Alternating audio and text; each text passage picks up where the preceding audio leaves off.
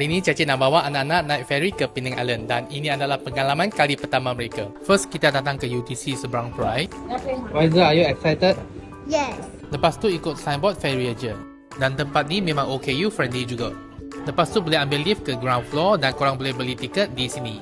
Mesin kios ni korang boleh pilih bahasa dan jenis tiket. Dan tiket orang dewasa dan kanak-kanak memang sama aja. Dan harga dia pun agak murah juga. Lepas tu pilih payment type dan buat payment saja. Di sini kita boleh nampak jadual ferry. Hampir setiap 30 minit akan datang satu ferry lah. Kalau korang nak charge phone ke, okay, sini pun ada banyak stesen untuk charge phone. Okay, let's go. Dalam sini ada lorong pejalan kaki dan motosikal. Sekarang ni kita tengah nak masuk ferry. Dan dalam sini juga ada tandas OKU.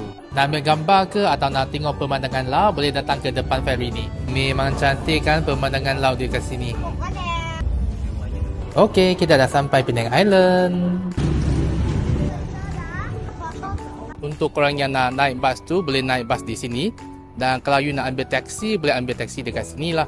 So, experience naik ferry ke Penang Island ni agak comfortable juga. So, untuk korang akan naik ferry ke Penang Island ke tak? Cuba komen di bawah.